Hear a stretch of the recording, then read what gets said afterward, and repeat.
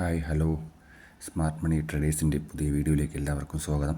ഇന്നിവിടെ പറയുന്നത് ഒരു ഡ്രാഫ്റ്റ് പോർട്ട്ഫോളിയോ അല്ലെങ്കിൽ പേപ്പർ ട്രേഡ് വീഡിയോ എങ്ങനെ ചെയ്യാം, എങ്ങനെ പേപ്പർ ട്രേഡ് ചെയ്ത് പ്രാക്ടീസ് ചെയ്യാം എന്നുള്ളതിനെക്കുറിച്ചുള്ള വീഡിയോ ആണ് പറയുന്നത്. ഇപ്പോൾ സെൻസിബിൾ ആപ്ലിക്കേഷനിലാണ് നമ്മൾ ഈ വീഡിയോ ചെയ്യുന്നത്.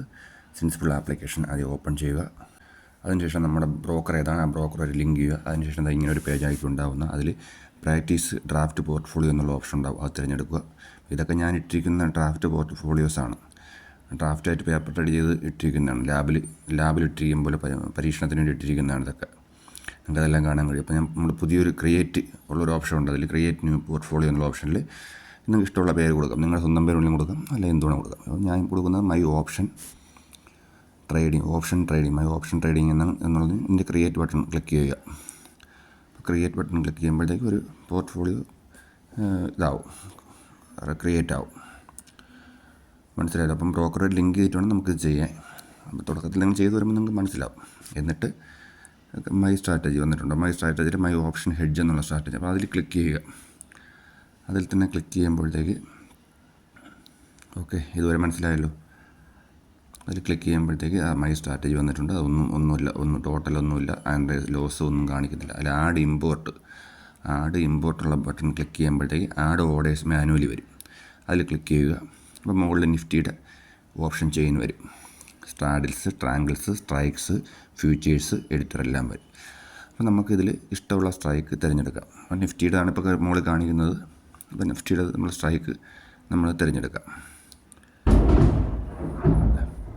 ഇപ്പോൾ നമ്മൾ 24,039 നിൽക്കുന്നത്. അപ്പോൾ 24,000 പുട്ട് ഓപ്ഷൻ നമുക്ക് സെലക്ട് ചെയ്യാം. ഓക്കെ,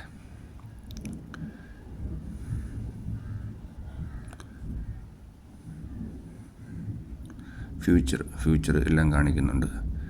29 മെയ്യിലുള്ളത്, 26 ജൂണാണ്. 26 ജൂണിലുള്ള ഫ്യൂച്ചർ നമുക്ക് ബൈ ചെയ്യാം. അപ്പം രണ്ടും തിരഞ്ഞെടുത്തതിന് ശേഷം നമുക്ക് ആഡ് കൊടുക്കാം. ഫ്യൂച്ചർ ബൈ ചെയ്ത് കഴിഞ്ഞ ശേഷം ഒരു പുട്ടും നമ്മൾ ബൈ ചെയ്തിട്ടുണ്ട്. ഏതെങ്കിലും ഇഷ്ടമുള്ള എടുക്കാം. ഞാൻ സ്ട്രാറ്റജി നമുക്ക് ഓരോരുത്തർക്കും ഓരോ സ്ട്രാറ്റജിയാണ്. സ്ട്രാറ്റജി നമുക്ക് പരീക്ഷിക്കാൻ വേണ്ടിയാണ് നമുക്കിതിൽ ചെയ്യുന്നത്.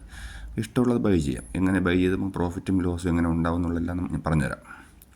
ഓക്കെ, അപ്പോൾ രണ്ട് പുട്ട് 23,980 പുട്ടും സെലക്ട് ചെയ്തു. 24,000 ഇതിൻ്റെ ജൂണിലെ ഫ്യൂച്ചറും നമ്മൾ സെലക്ട് ചെയ്തു. രണ്ടും ആഡ് കൊടുത്തു.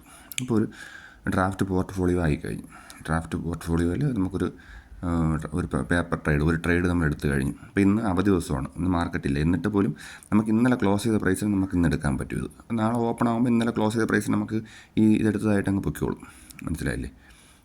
അപ്പോൾ ഇതുവരെ മനസ്സിലായല്ലോ നിങ്ങൾക്ക് ആഡ് ഓർഡേഴ്സ് മാനുവലി എന്നുള്ളത് എങ്ങനെയാണ് എടുക്കുന്നതെന്ന്. അപ്പോൾ ഇതെല്ലാം വന്നു. രണ്ടിലും P&L പ്രോഫിറ്റ് ലോസ് ഒന്നും ഇല്ല നിലവിൽ. ഒന്ന് റൺ ചെയ്ത് തുടങ്ങിയില്ലല്ലോ. പെട്ടെന്ന് മാർക്കറ്റ് ഓപ്പൺ ആകുമ്പോഴത്തേക്ക് ഇത് റൺ ചെയ്ത് തുടങ്ങും. മാർക്കറ്റ് ടൈമിൽ എടുത്തു കഴിഞ്ഞാൽ ആ സമയത്ത് തന്നെ റൺ ചെയ്യും. ആ സമയത്ത് എടുത്തില്ല, ഈ സമയത്താണ് എടുക്കുന്നതെങ്കിൽ ഈ സമയത്തായിരിക്കും നമുക്ക് ആ ക്ലോസിങ് പ്രൈസിലായിരിക്കും എടുക്കുന്നത്. നമുക്ക് രാത്രി വേണമെങ്കിൽ ചെയ്യാം.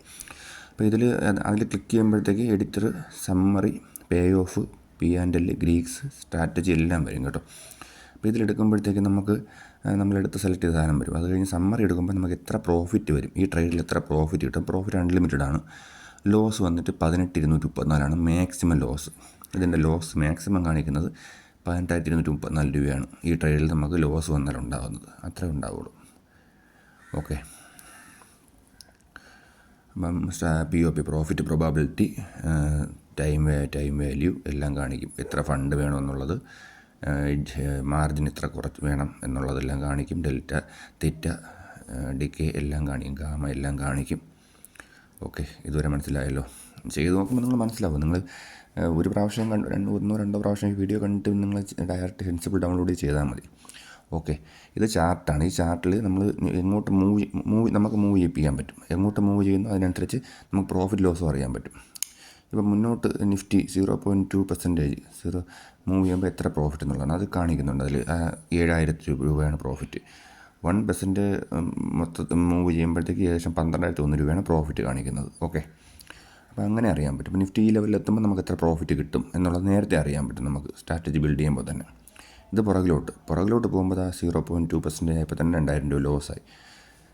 കാര്യം ഫ്യൂച്ചർ കയറി പോകുന്നതനുസരിച്ച് നമുക്ക് പുട്ടെന്നുള്ള ഇത് കിട്ടത്തില്ലല്ലോ. അപ്പോൾ ഫ്യൂച്ചർ ഇറങ്ങിപ്പോയാലും നമുക്ക് പുട്ടുന്ന അത്രയും കിട്ടത്തില്ല.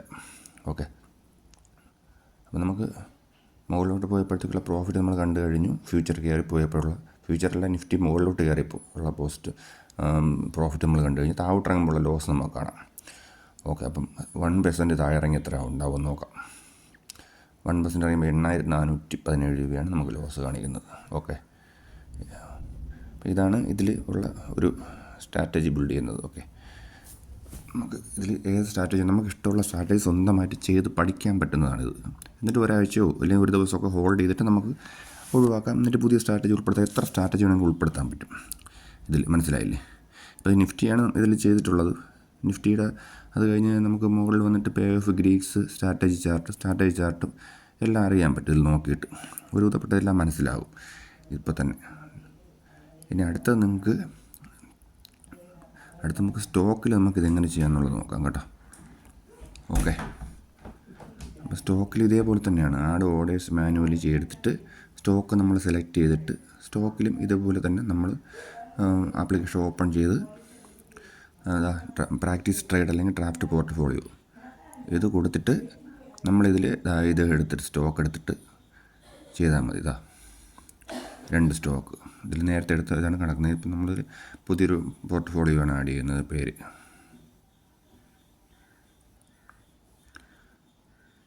ഓക്കെ, ശ്രദ്ധിച്ച്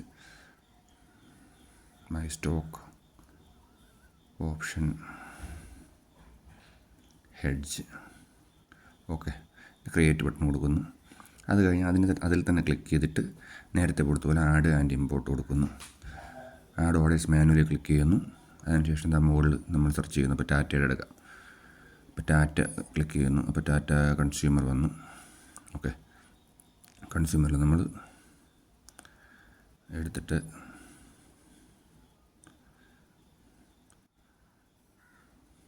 സ്ട്രൈക്ക് എടുത്തിട്ട് ഇപ്പം സ്ട്രാറ്റജി വെറുതെ നമുക്ക് സിമ്പിളായിട്ട് കാണിച്ചിരുന്നത്. ഇതിലൊന്നുമില്ല പ്രത്യേകിച്ച്. സ്ട്രാറ്റജി ചെയ്യാൻ വേണ്ടിയല്ല, ആരും ചെയ്യാൻ വേണ്ടിയിട്ടുള്ളതല്ല. 29 മെയ്ക്കുള്ളൊരു ഫ്യൂച്ചറും ബൈ ചെയ്തു, ഒരു സ്ട്രൈക്ക് സെല്ലും ചെയ്തിട്ടുണ്ട്. ഓക്കെ, ഇതെല്ലാം കാണിക്കും പഴയതുപോലെ തന്നെയാണ്. സമ്മറി കാണിക്കും. Pay off unlimited loss, unlimited profit എത്ര വരും, അപ്പോൾ ലോസ് എത്ര ഉണ്ടാവും എന്നുള്ളതെല്ലാം കാണിക്കും. പേ ഓഫ് P&L, ഗ്രീക്സ് ഇതെല്ലാം കാണിക്കും. പഴയതുപോലെ തന്നെ ചാർട്ട് കയറി നമുക്കിതെല്ലാം നോക്കാൻ പറ്റും. ഓക്കെ, ഇത്രയേ ഉള്ളൂ. സംഗതി വളരെ സിമ്പിളാണ്. അപ്പം നിങ്ങൾ ചെയ്ത് പഠിക്കുക. എല്ലാവരും ചെയ്ത് ഒരു ഡ്രാഫ്റ്റിലൊക്കെ ചെയ്ത് പേപ്പർ ട്രേഡെല്ലാം ചെയ്ത് പഠിച്ചതിന് ശേഷം, നന്നായിട്ട് പഠിച്ചതിന് ശേഷം ട്രേഡ് ചെയ്യുക. Okay, thank you. മറ്റൊരു വീഡിയോ ആയിട്ട് വീണ്ടും കാണാം. Okay, thank you. ബൈ.